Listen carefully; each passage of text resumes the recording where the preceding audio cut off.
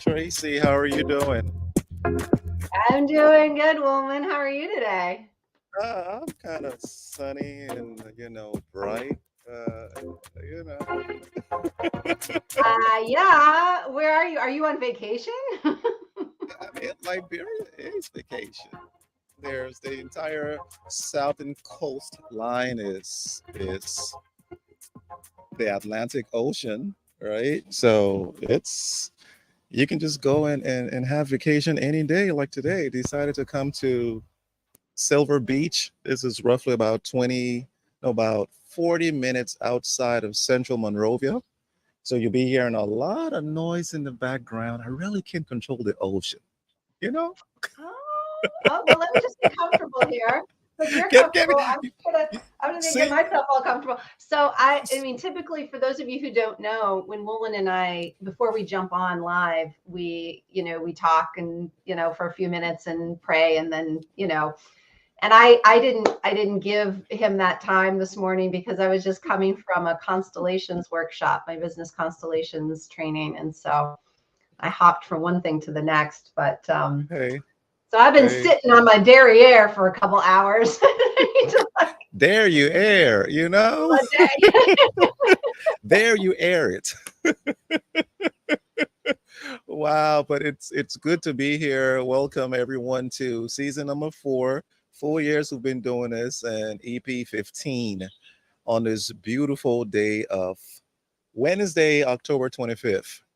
I'm in a t-shirt today. Verlin said, "Are you gonna go on your eavesdrop?" I said, "Yeah, I'm gonna go with a t-shirt, sweetheart. It's the beach. I'm That's I'm I'm right. I'm, I'm gonna beach it." Come as you are. Isn't that what this is all about? Come as you are. I am This is telling how we you that are. it. So how are you, dear?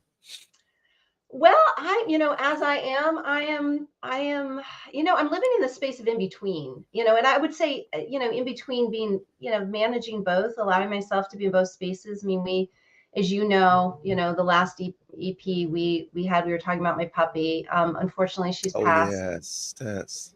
She passed. She didn't make Mm. it, which has been a huge devastation. And so just working through that, and everything that comes with that. And at the same time, amazing things, that for me, it's always about what can I gain, right, Mm. from the experience. And that pup, man, she was quite a connector. I think we Wow. might have even talked about it, in the episode, Yeah. not to make this episode a continuation of last episode, but just real quick, some of the things that she just brought to our lives in a very short period of time that are good reminders. Again, like you said, let's just live in the moment. Let's be as we are. Yeah. Let's do what feels right, and Right. aligned with what we're here to experience. And it does give it, the gratitude and the real heart connection. Because, again, as somebody said something to me, and I was like, what I'm hearing is that the connection can never go away if the heart stays open. Oh, It's wow. when the heart Mm, closes that the connection drops off, right? So, gotcha. that puppy will always be in my heart, and as long as my heart stays open to the experience, yes, I get to grieve, yes, I get to feel the feelings, but to see the beautiful things that transpired because of it, that keeps that connection strong, even though she may not be, in my physical reality. So Wow. yeah, so those are You all know, lessons I've been living with. strangely, yesterday, I think I was talking to Verlin and I said, we've lost a lot of people this year. We lost my dad. We lost a very close mom of ours. And I say a mom of ours. She wasn't a mom, but she was a mom. Mhm. And I said, as long, and I went around the room calling their names, right? I call her dad's name. I call my dad's name. I call this lady's name. And I said, we need to call these names aloud so that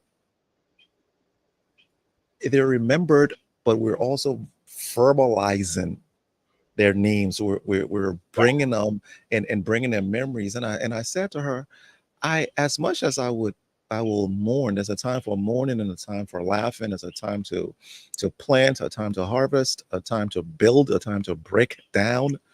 We after the mourning, even though the mourning doesn't stop, right? Because every time you think about them, you would have a memory, your heart would go boop, and then you go, a blip would come, which is on the line of, "Ah, I missed them."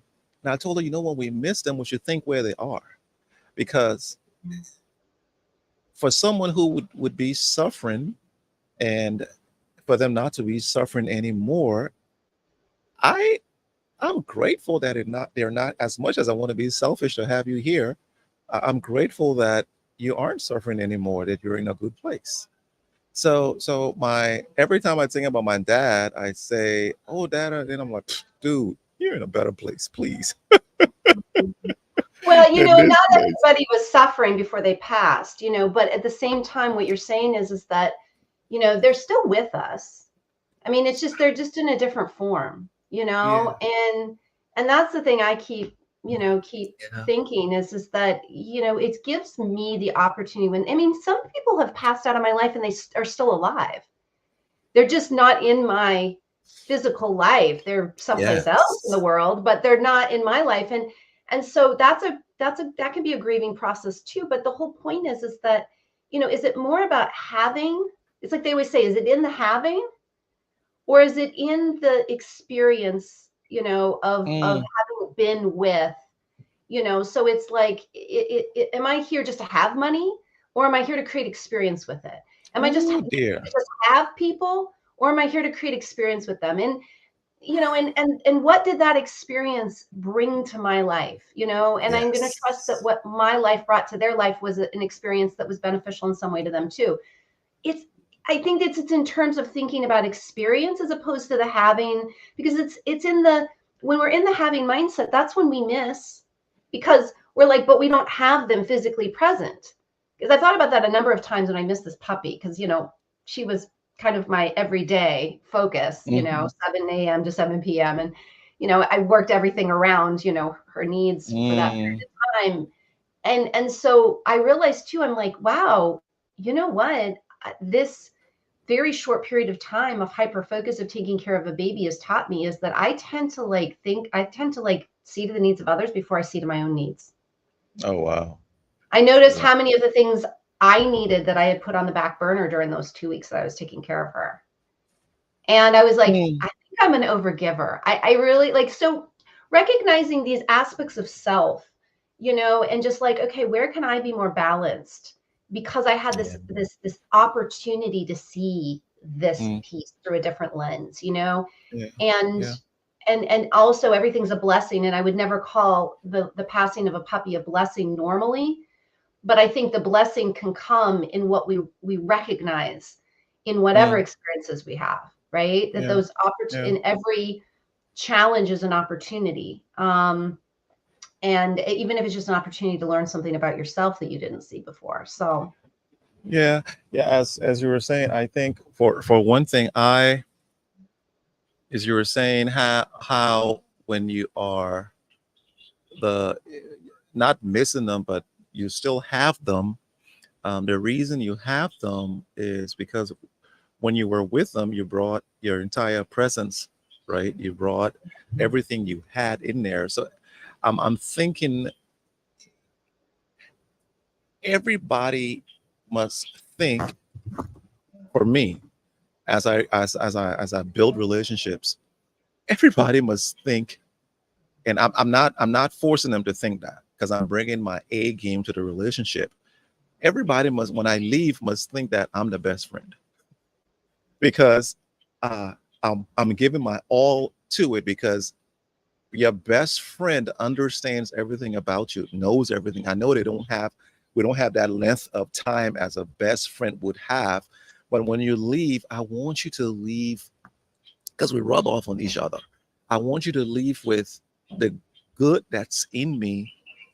I pray that it rubs on you and that I have encouraged you and that when and you have done the same for me so that when I leave this connection where we're in together, I am thinking and I am growing from it rather than having the lag and the drag of a relationship where everything is taken away from you and given to them or to whomever. So yeah, so in 2023, I am looking at my in my Rolodex and saying, nah, I think we talked about this two EPs ago and about yeah, just letting it go and not having and protecting your peace, hmm, protecting your peace. And it's a big thing for me in 2023 and going on onwards. I think 50 did that for me. I think it's happening for a lot of people at all ages. I think it's the time we're in is that, COVID 50, kind of did that 50 when did it it for me. yeah, COVID kind of did that for a lot of people when it came to what you pour yourself into in general. Like, is this really the Yeah. job I want? Is this the relationship I want? Is this the house I Mhm. want? Is this where I want to be? And I think it's continuing to hone itself down and core itself down more and more and more.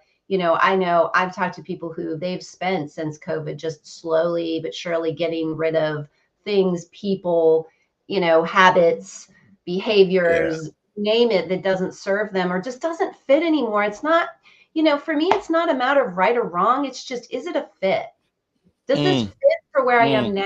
Maybe it fit 10 years ago when I chose to bring it into my life, but maybe it doesn't fit anymore. Or maybe something I put aside, because this is the other thing I'm finding is things I haven't, like I'm going through closet with clothes, right? Like for example, mhm, things I haven't really worn or forgot I even had. I'm like getting ready to get rid of it, but I'm like, you know what? I actually really like that. I think I'm going to start wearing it. So it can even be things that we've put aside that now are oriented more in that fit for us, people we want to yeah. bring back into our lives.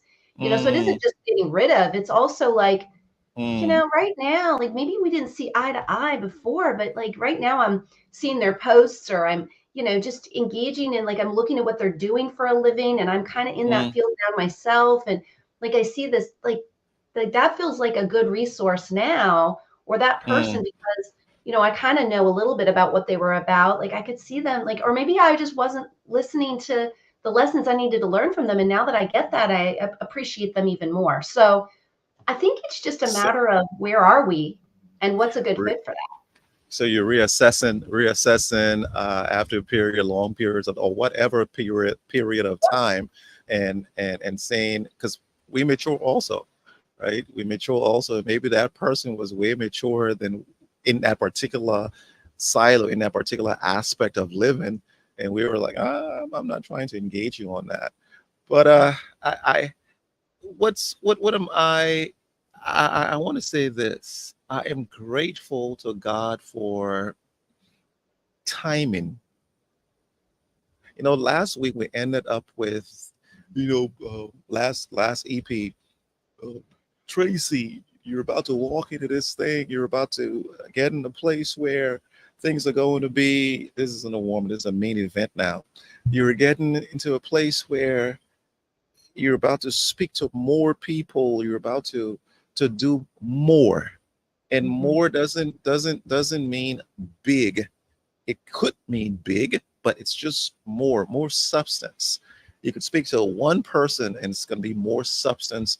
You could speak to 100 people, same substance can transmit to them.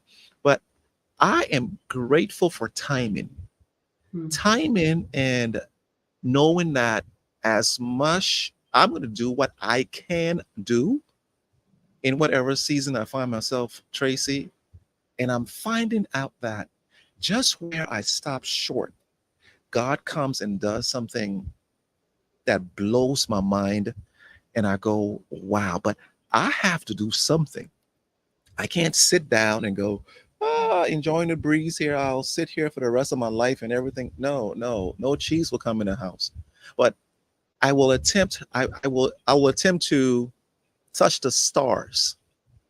And when I stop short 4 inches off the ground, God's gonna do the rest for me, right?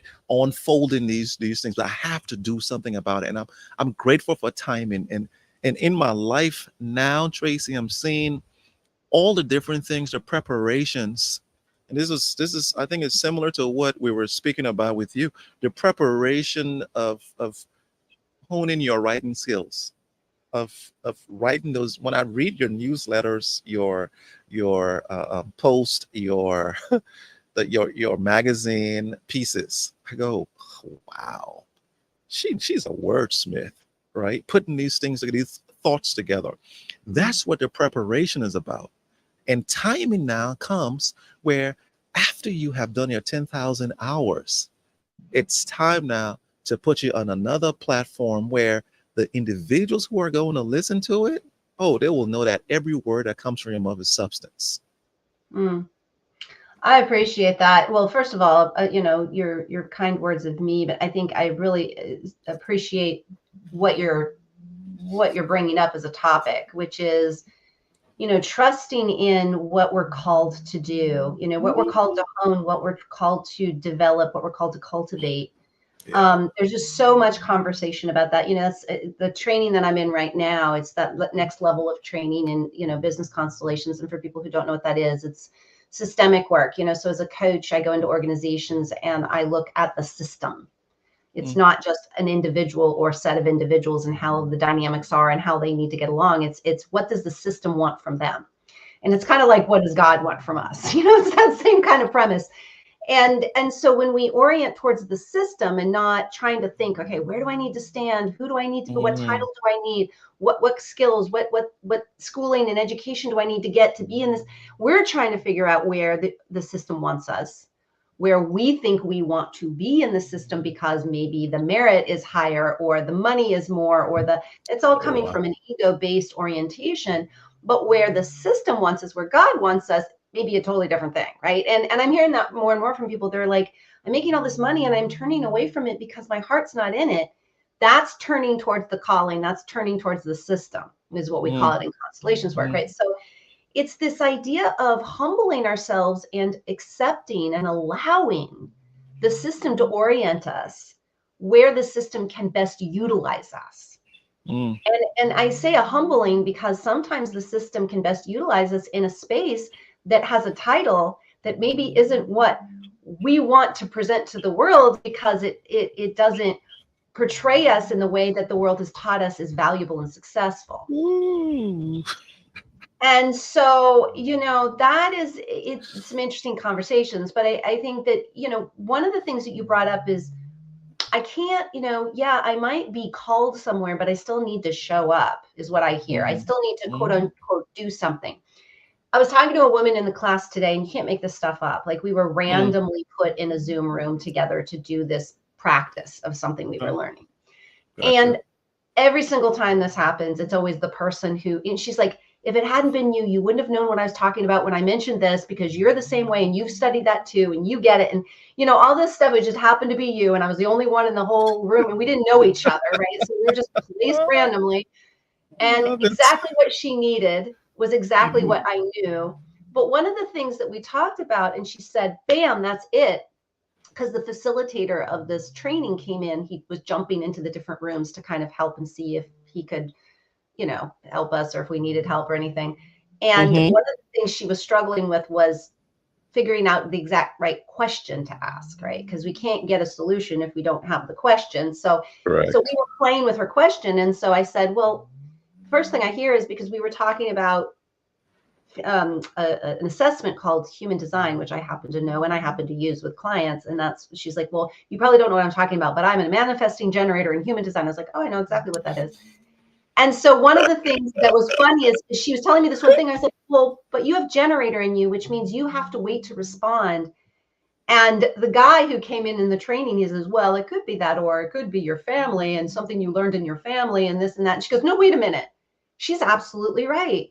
I'm not designed to initiate.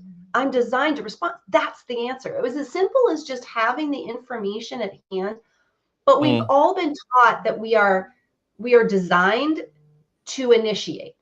Go mm, do, go manifest, go make mm, it happen. Not everybody's designed that way. In fact, generators are 70% of the population.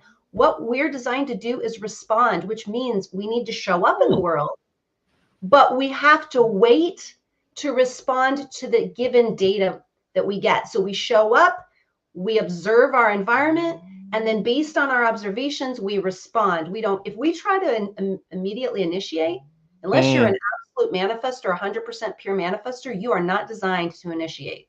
And that's Mm. where a lot of people, as soon as you learn, it's like, oh my gosh, no wonder. And that's what this woman said. She goes, when I learned about this, it was a game changer because I Wow. stopped showing up and pushing it, and I showed up and observed it and then used my gut instincts to respond. And she goes, and then things just started, because she has manifestor in her too.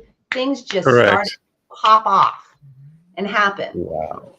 Wow. So I just Wow. wanted to bring up that side note, because we need to find out what we're designed for first, because otherwise we get in our head what the world taught us. And if we happen to be Mm, aligned with that, great, things are working. But most of us are not designed to show up in the world that way. So finding out what our design is and how we can then follow the lead, right, of where we're being led to be of best service, then becomes a mm. lot easier. Yeah, a Oh, lot oh easier. oh my goodness. I'm typing. I'm typing. I'm typing. So when you see me go, so I'm not, I'm not in the office where I have the laptop up high where I could just look down short. Now I have to look down to type. And I'm typing a couple of things, and I will go to the beginning of this where you said random connections, right? Yeah, Yeah. and I don't believe in random connections, and I No, understand what you said. I understand what you I meant, but agree. random connections are not random. They are so. Verlin and I are driving, and we just today was let's eat. Let's eat. Okay, where are we gonna eat? I don't know where we're gonna eat. Well, let's just drive. Oh, how about that place? Sure, let's go there. We get there. We sit down. As we're eating, who owns this place? Oh, it's a Liberian person. Oh, great. Can we meet her? She comes and she sits down. How are you? Congrats. Very beautiful place. Long and short, that woman, after 20 minutes of us sitting and, eating, and she comes back to talk to Verlin, that woman begins to pour into us business ideas, business ideas that are just simple. She started with an ice cream machine, and right now, if you see her facility, oh, it's roughly about somewhere that can fit about 200 people, plus multiple other rooms that are providing services, and plus. But all started with an ice cream machine. And she said, you just have to do food. Just do it. And I looked at Verlin when I got out, because my prayer in this season, Tracy, is God order my steps. I commit my plans to you and you establish them. I do not want to go into anything without, I don't want to make any unholy alliances. Mm, mm, I I don't love want to that. waste time with my life. So when I pray that, and when I fast forward in the night and I sit down to think, but I don't even wait that long, because as soon as I have a connection, I go, wow, God, look at what you've done. You've connected me to this person, and just what you said, who's providing answers to questions that I have. Likewise, the more what you reap is what you sow, right? What you sow rather is what you reap. So if I'm sowing as you sowed into that woman's life to talk about this design, and she didn't know that you understood it, there's something that you don't know, that somebody you will get in a room or in passage, someone's just gonna pour the answer in, you be like, thank you so much. Mhm, And that's what makes the world go. mhm. Oh yeah. No, So I agree random with you. connections. Oof, I love how you go ahead. said I am done with unholy alliances. I think that that is so well put. The way I've been calling it is I want reciprocal relationships and Mm, partnerships, mm, more specifically yes, partnerships, right? Because I look at relationships as a partnership. If I want reciprocal ones, it should be a partnership, correct, right? correct, So correct. so this idea of what we reap is what we sow, what we ask for is what we get. Hmm. Because what we ask for is also what we tolerate. And so it's this Mm, idea of saying, if I'm asking for this is what I want, then this is where I'm setting the boundary delineation line. Anything that's below that, I'm not going to tolerate. Right. mm, I'm not going to just put up with. gotcha. I'm not going to just work with what I've got. I'm going to cultivate what I want. Mm, And I think I do believe we're all in that time where that's on us in some way. And if we're uncomfortable in that, like frustration, for example, in human design for generators or anybody with generator in them, is frustration. It's called the non-self theme, which means when you are not operating in alignment with your design, you feel frustration. It's an emotion that tells you you're off base, right? You're not operating the way you were designed to operate. You're not going in the direction that is rightfully yours. And mm. so when people are frustrated, I'm hearing that so much, that word. I'm so frustrated. I'm so frustrated. I'm like, okay. Well, so it's not about making a story about the frustration and living in it. It's about recognizing it as a red flag and saying, oh, it's like Mm. a rumble strip on the highway.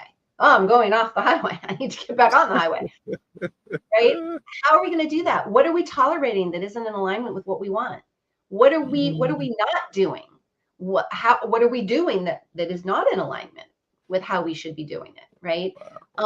That's where we get to ask these more central questions and hopefully then get ourselves off the rumble strip and back on the highway. So it's about utilizing everything. Like you said, people will come in and give you just that right answer. Well, we have that within us too. If we understand our design, our orientation, our calling, what our heart is saying, which is where the calling comes from, all of these things helps us to more quickly and easily get back on the highway, get back in our lane. Yeah. And just makes one of the things that we were asked to do today is show up with a vision, a visual, and a word that represents where we are in our business. And my visual was a rocket ship. I'm not an Ooh, artist, but this is my business, right? That's the visual. And I my word love was that. my word. Interestingly enough, one woman pointed it out. She's like, rocket ship. I think of like dramatic, and she says, but your word is peace. And I was like, yes, exactly. It's the yin to my Oh yang. wow, I want to wow. go, but I want to be in a state of peace, Ooh. which is alignment. You such an oxymoron. I am. I'm No, a no, moron no. When I say for sure. it's such an oxymoron where all I'm seeing is power, and the ground is rumbling as the rocket ship is picking up. But then you say peace. Wow. That's that's a good thought, to imagine that there's peace in that. right? Because so I thought the word was going to be disruptor, right? To go in and disrupt and fix, bring new things, but peace is the right peace. Peace is a word for that, where you're aligned and you're at peace with yourself in reaching the stars, or not even the stars, just going to another level within the galaxy. Yep. Oh, and Now I'll you have still me be disrupting, but I'll be at peace doing it. at peace doing it. Yes, yes, yes. So what a word. What a word for when you show that picture. I'm seeing fire, I'm seeing force, I'm seeing anti-gravity, but it's sup- Superman just going through like just breaking barriers, right? Hey. Now you got me thinking of what a picture, what I would choose for a picture in this time. I think expansion, something that shows a tent that is stretching and bursting, right? Something that is, so imagine the tent, the nylon, and you're trying to push out of it, birthing per se, right? So Mhm. there's, I feel there's a, the tent is expanding, and I think that's my word, expansion. I don't know what a visual Used it a of couple that is, times. but it's this expansion is coming. Whew, it's already here. Mm, Well, and we can get, and that can make us nervous because if we're moving outside of where we've been before, and we mm, haven't been, that's that uncertainty of the unknown, right? Like I'm starting to come outside. It's when we, and we talked about this a couple of sessions or a couple of EPs ago, where mm, it's like we have our set point. It's those stories about people who win the lottery and then they go back to the exact amount of dollars that was in their account when they won the lottery because that's their set point, correct. right? It's so if Ah, we aren't comfortable with the expansion outside of where we've been, then we are going to resort back to where we were. And so it's this idea of what a sense of peace will allow for me to make room and allow for that expansion to become my norm. And that is the idea of, I mean, I could just even feel it. Like if somebody put me in a rocket ship and I wasn't prepared for it, I would be like, as I was going up into the stratosphere, I would be like getting more and more nervous, which would probably cause me to have a heart attack, even if I would have been correct. totally fine otherwise. So it's this idea of, and because that's control, we try to control Mm, what we don't understand. And so I think we're being asked to let go of the control so that we can allow the forces to shape us in the way we have the potential to be shaped. It's not up to us to control that shaping. It's up to us to let go of things so that we can be shaped. And so that's just, I mean, it's been so hot on me because so many things. I find that when you have so much chaos going on, you start to acclimate to that rumble, right? So, mm, the thing that with my daughter and the car accident and then the puppy, and, after a while, you orient to change, sudden, unexpected, unwarranted, unwelcome change. mm, And then you're just mm, like, okay, I'm more in that. Like, I wouldn't say bring it on because you got to be careful what you ask for. But I mean, at the same true. time, it's being mindful that it's okay. I got through that. Yes, I'm sad. I've learned a lot. Oh, I'm grateful. All the feelings, but that I'm still here. And actually, interestingly enough, it's brought me more peace. More peace. Peace Wow. doesn't bring more peace. Mm, Challenge, when we embrace it and let go and allow for it, brings us more peace. mm, mm. And you're preaching now. Yeah. you, I'm gonna you're get off preaching, and my soul. I love that, let go and surrender. Mhm. I started, I surrendered to God in 19 no 2007, and I tell you, since surrendering to Him, most people will think surrendering is you're being a sheep, right, and just going, rather than being in a relationship and working with the partner that you surrender to, Mhm. and this partner is not a person, or or an individual who uses you. You can be vulnerable with them. You can be vulnerable, and there's love in there. There's care and there's wisdom. So when I surrendered, there were so many things that I thought that I was that I wasn't, and it took a whole lot of load of me that I could engage with my authentic self. Not even engage with others, just engage with my authentic self. And in engaging in surrendering, I'm finding my faults. I am at peace with my faults. Uh, and I can't fix it. I can engage with them. Hey, help me with this, because I can't, and how I would say it is, you cuss a lot, you say, I'm gonna stop cussing. I'm not gonna cuss anymore.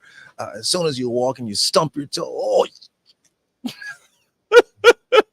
and you just go out on a tirade, oh, okay, I'm not gonna cuss anymore. Nah, you're really, it's just a surface level thing versus it going down to your core and working on it, right? Mm-hmm. So when you talked about let go and surrender, I tell you, letting go and surrender is what the picture I just saw was opening my hands and knowing that as I open my hands, there are more options for me to choose from rather than holding on to this perception that I have to be this, I have to be that, where I'm letting go and saying, you know what?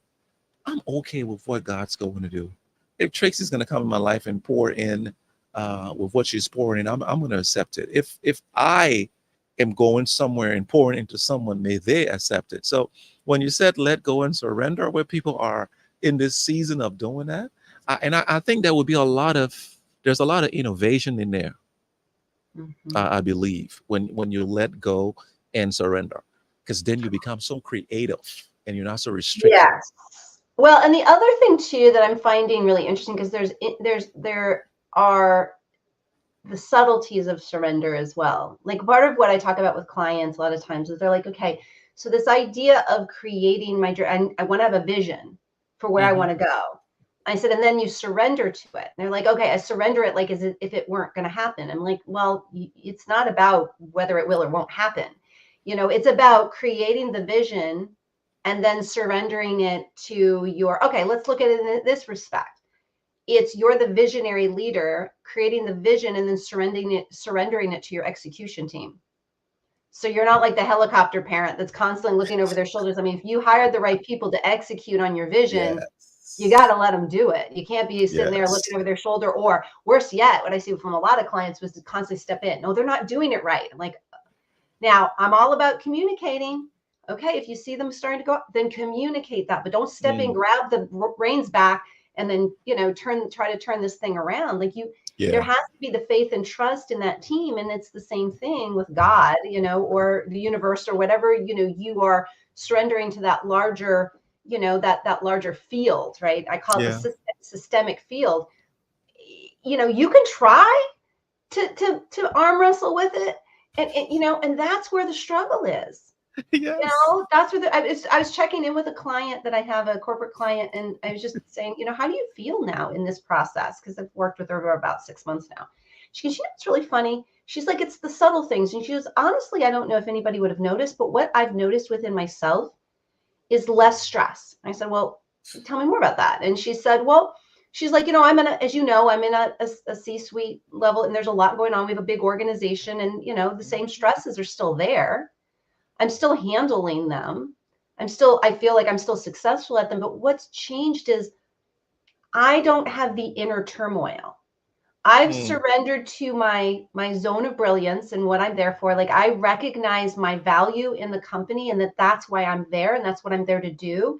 And so there's less of this tug within myself of, am I doing it right? Am I really supposed to be here? The imposter syndrome stuff, all of that, Mm-hmm. because I recognized that was me just kind of spending too much time internally focusing on being in control of things, that it's like, why don't I just accept and own that this is my place, so then I can put that energy into actually being that value, as opposed to questioning that value. And she said, Wow. she's like, the struggle's not there. I can sleep at night. I'm not spending time over, looking over my notes before presentation 100 Wow. times, because I realized that was just the control questioning, like, well, maybe I'm not doing it right. Maybe I'm not doing, kind of thing. And I'm like, that is the work. Yeah. That is why we do this.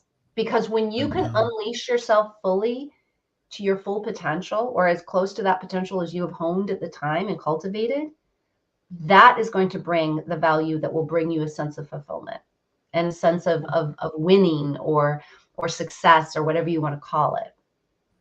A sense of peace. Wow. So, She was explaining having an inner sense of peace.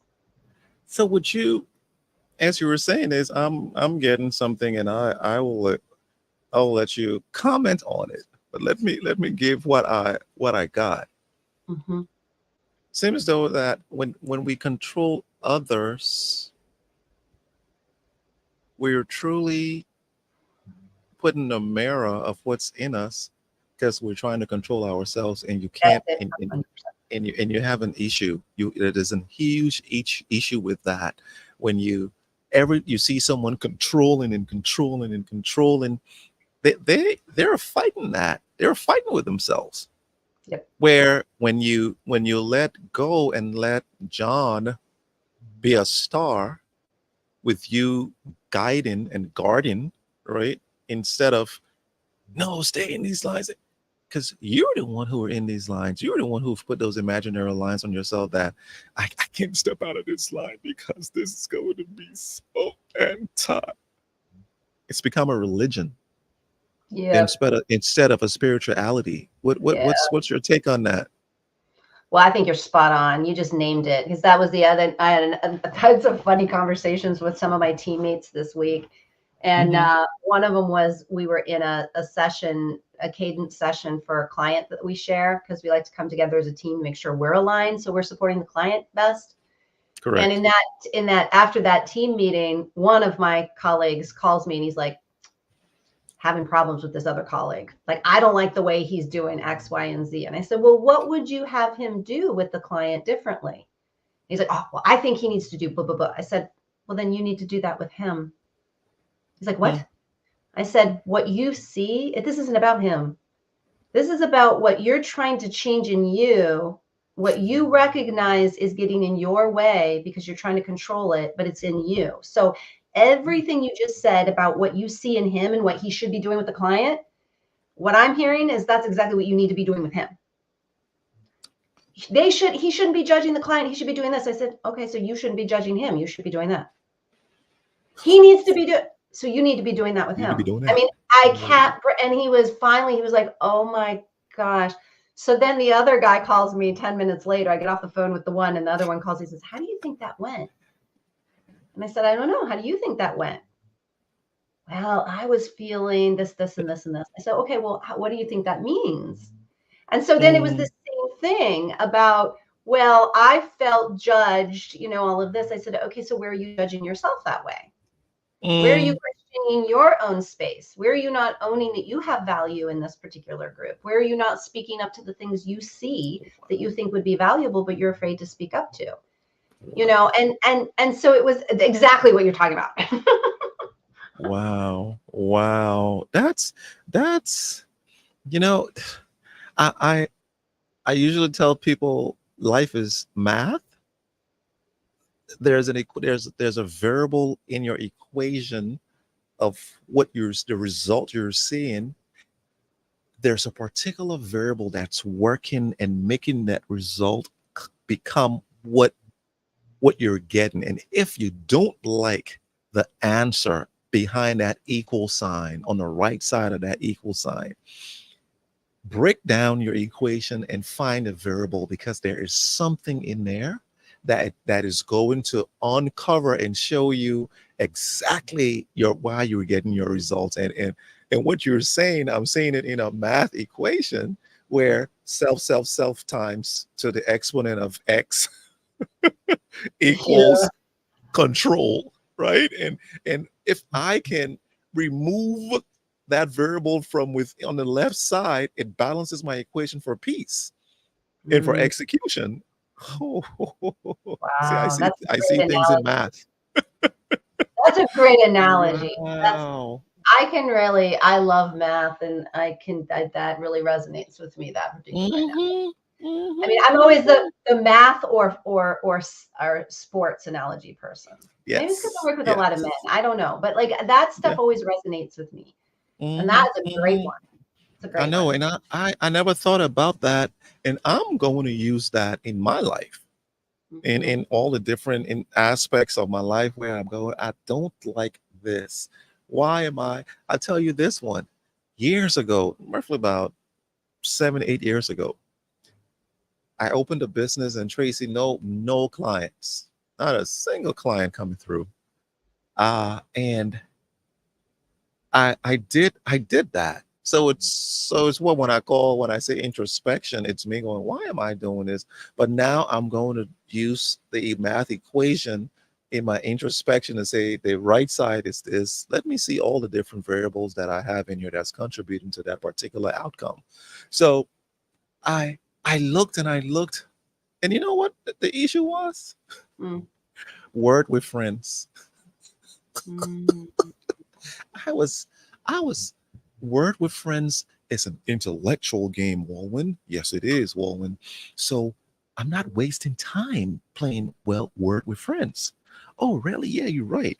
Because you're learning new words, and yeah, and I'm playing Scrabble. Scrabble is intellectual, and I'm playing maybe 25 to 50 games a day, Tracy. oh, dang.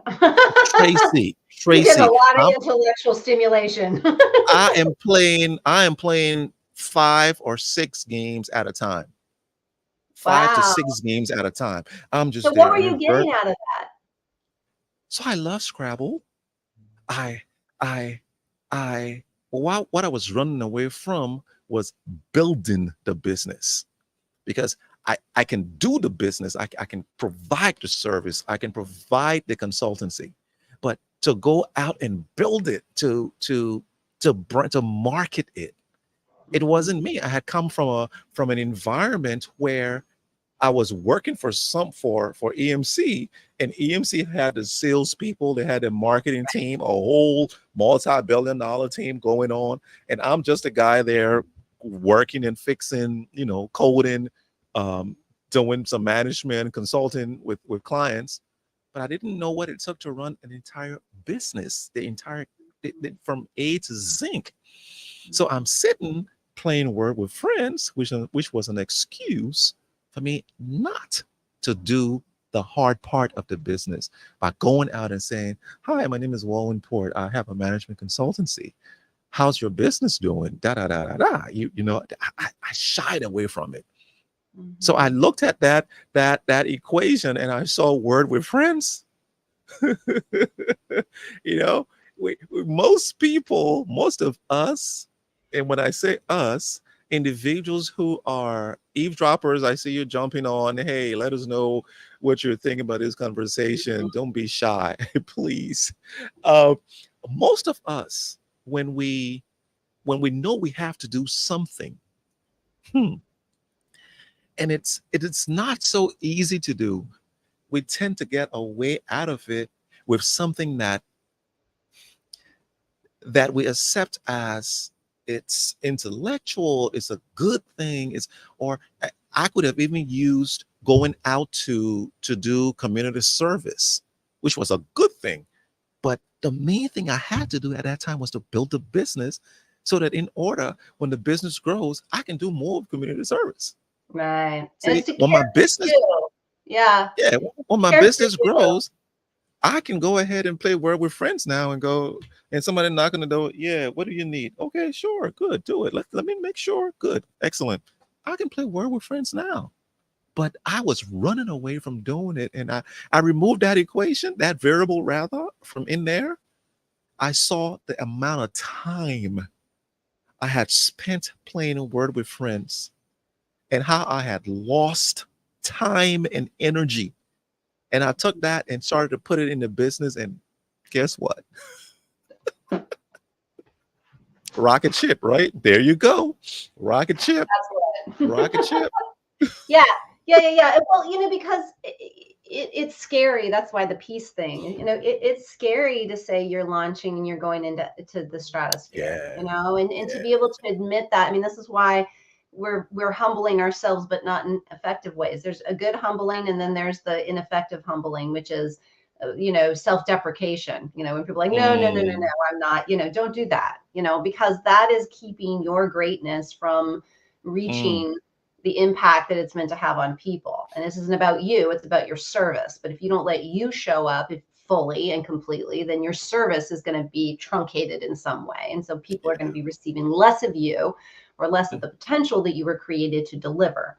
So I mean, it's that was a mouthful, right? Yeah. Mm. Oh no, it's I good, my Poe.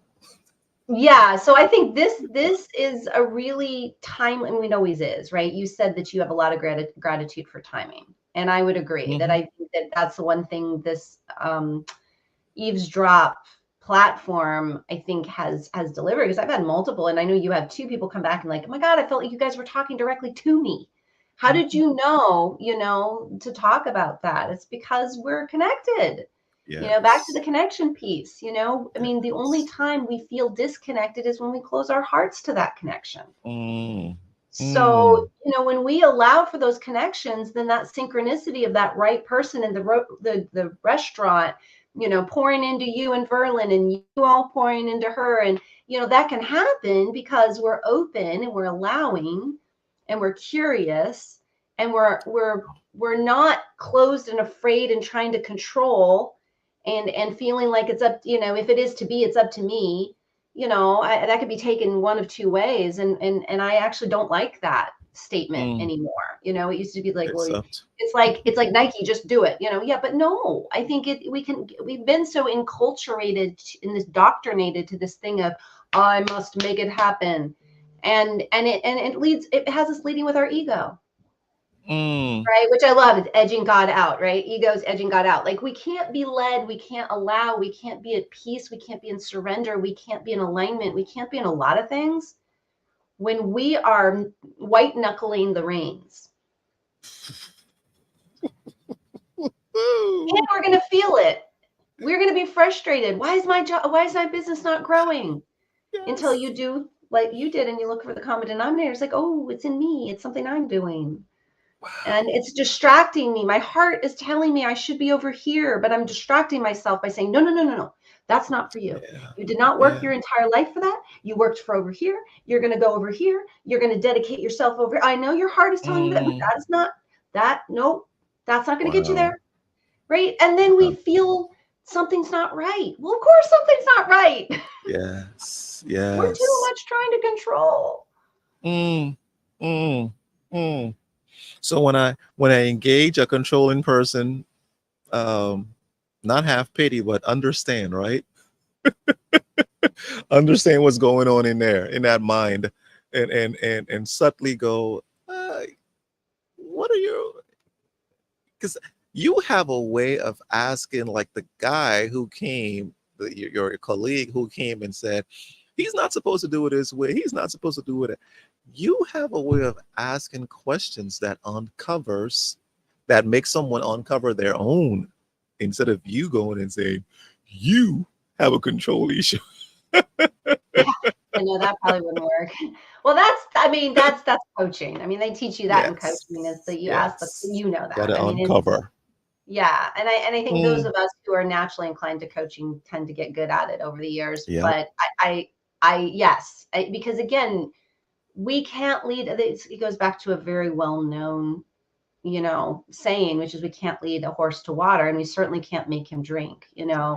And Yeah. so but we can invite him to the water. Like, oh, you look thirsty. Are you feeling thirsty? I don't Yeah. know. Like, I don't know. Based on what you're telling me, I'm hearing thirst, but you tell me what would be good for you right now? Would water be good? Mm, I don't mm, know. wow. And we're inviting them to look in the direction that we may be picking up 100%. That person is in control. They're trying to control orient 100%. But Yeah. instead of just saying you're controlling, it's, so what would be good for you? What do you want? What do you see that this other person should be doing? Oh, interesting. Mm, Maybe you should be doing that with them. yeah. Yeah. You know, Yeah. and again, that's the dermatological mirror moment. I've had plenty of people do it to me, you know, where I'm just like, doo, doo, Mm. doo, and they're like, and it's like looking in the dermatological mirror. You're like, oh God, do I really look like that close up? Oh my goodness. You're like, Oh my. oh shoot, it's me. You know, it's not the makeup brand or the whatever. It's actually my It's face. it's me. That's a good one. That's a good one. Looking Oh, in it's that the Gmail. lighting. No, it's not the lighting. It's you. Oh my goodness. Oh my goodness. So what's on the menu for, I know you may not know, but what's on the menu for the next 2 weeks? What do you think? What are you Some exciting manifesting? things, yeah, transpiring. And again, I've planted seeds and I'm allowing. You know, what I've been spending a lot Mm, of time doing is witnessing. You know, like I'll have an emotion and yeah. I'm like, "Oh, I'm feeling this. Let me be the witness to that emotion as opposed to being taken over by the emotion. Let me witness Wow. let me witness the emotion and see what I see from the witness perspective or a thought, you know, and I start to make up a narrative and I'm witnessing myself making up a story and following that story. And it's like, well, that's really interesting. There I am making up that story and following that belief system around that story. Mm, That has been extraordinary. That witness perspective. I mean, we've all heard this. I mean, I've been told this a million times, and I've heard it. But I'm really finding myself getting really fascinated with being more in the witness or what we call neutral state. mm, And I'll tell you, the one thing that I've noticed from it is all of a sudden, I am far more on point than I've ever been in my life. Like if I were a you know extreme athlete, I've been nailing my lands. I've been nailing and like the stuff that's coming out of me yeah. is just you know Yeah. because I'm not again not trying to control it. I'm Right. literally just watching myself show up and doing the various things. And I think when we're Mm, not in the state of trying to go through a script here, we're allowing ourselves to work with our surroundings and all the data points that are coming to us. We are more yeah. fluid. And when Yeah. we're more fluid, we're integrating all these things much more fluidly. And when we're doing Mm. that, we're in the flow. And we're in the flow, we're brilliant. Drop that mic. What I'm looking today. I'm leaving the house and I put a nursery in a 10 by 20 area of Mhm. grapefruit seeds. We went to my mother-in-law's town. It's roughly about 3 hours away from the city. Got there and said, "What do you guys have here?" So we have grapefruit. So, okay. So they got the full grapefruit, and I said, Mm, "Can you pick a bag, a bag or so for us?" So she picked the lady, sent a child, I mean, a young guy who was nimble enough to climb. He climbed, bam, bam, bam, broad, just started to kick those grapefruits down, harvesting it, puts it in the bag. And I said, let me get one. We opened, cut it, four sides. And that thing was so sweet. And I went, you know what? I know what I'm going to do. Got home, made juice, and Tracy, you couldn't taste, you didn't know you were drinking grapefruit. mm, It was good. It was good. So I go, I'm gonna plant these seeds. So got the juiced it up, got the seeds, washed them, and then I got some chickens in the yard. Went to where the droppings, took it because we just when we clean, we take and put it in one area in some sawdust. Got that and replaced the sawdust with new ones, and I took that and mixed it in the soil in that nursery area. Grapefruit seeds are not supposed to germinate in a week or two. It takes a while. Tracy, this morning I went and I looked, I saw one, and then I looked because I said, nah, this is grass. I looked at another one identical, and I saw another and another, and I said, hold up, I know what I'm going to do. I'm going to disturb the ground and see where is this germinating from to be sure. And when I moved the dirt from around it, it was coming from the grapefruit seed. And I went, wow, this is quick. The guy with me was like, yeah, this shouldn't be happening. But here's what I'm driving at. Remember, you talked about you're in the flow and things start happening. You're in a zone now that you're sticking your lands. you you've put the right manure, fertilizer in the ground. You've put you've tilled it properly. Mm. And the seed, you've already put it in there. And the seed doesn't need anything to do but do what it do. Do the Do what do, baby. Do the you do, baby. The seed do. Do only you see? knows do you seed. That's it. Do you? Hey, Carl, how are you? Um, Hey, do you girl. seed? And the only thing that you can do is seed. Seed says, "Gosh, I feel the best. Is that the chicken manure here? And I feel dirt. Oh, this is the time for me to come out. Psh, rocket ship, rocket ship blows out there. Woo. And that's what people we have been doing. Eavesdroppers, I believe you have been doing it too. You've set the stage, and it's years and years. That fertilizer, that manure, it's just a second for them, but for us, it's years of preparation, years of fertilizing his brain, years of different models, looking at it and surrendering and saying, "This is what I'm going to do." And when that rocket ship, it's time when you get in the right environment. Yeah. Oh my goodness. Oh my Yep. goodness. It's rocket ship, and it's peaceful rocket shipping. Yeah, because you're in a sense of peace. So it's in human design, it's called satisfaction. When you know Mm, you are in your lane, operating in the way you were meant to operate, you're in the flow, in other words.